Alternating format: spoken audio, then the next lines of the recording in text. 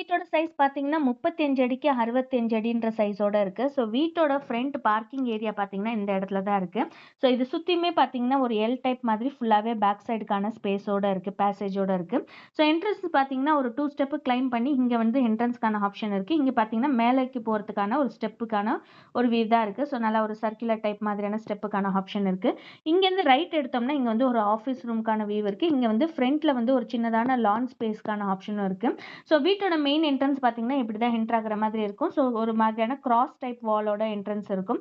இதுதான் லிவிங் ஹாலோட option. So இங்கேருந்து பார்த்தோம்னா கிச்சனுக்கான ஆப்ஷன் இருக்கு. இந்த கிச்சனுக்கு பேக் சைட்லயே பார்த்தீங்கன்னா, ஒரு சின்னதான கார்டன் ஏரியாக்கான ஒரு வியூ இருக்கு. ஸோ அடுத்தது லிவிங் ஹால்லேருந்து பார்த்தோம்னா, இந்த சைடு ஒரு பெட்ரூம் வித் அட்டாச் பாத்ரூம். இங்க வந்து வார்ட்ரோப்க்கான ஆப்ஷன் தான் இருக்கு. ஸோ இந்த லிவிங் ஹால்லேருந்து இந்த சைடு பார்த்தோம்னா, இங்க ஒரு பெட்ரூம் வித் அட்டாச் பாத்ரூமோட அண்ட் இங்க ஒரு வார்ட்ரோப்க்கான ஆப்ஷன் இருக்கு. ஸோ இந்த வீட்டோட பிளான் பிடிச்சிருந்துச்சுன்னா மறக்காம லைக் பண்ணிட்டு சப்ஸ்கிரைப் பண்ணிக்கோங்க. நன்றி, வணக்கம்.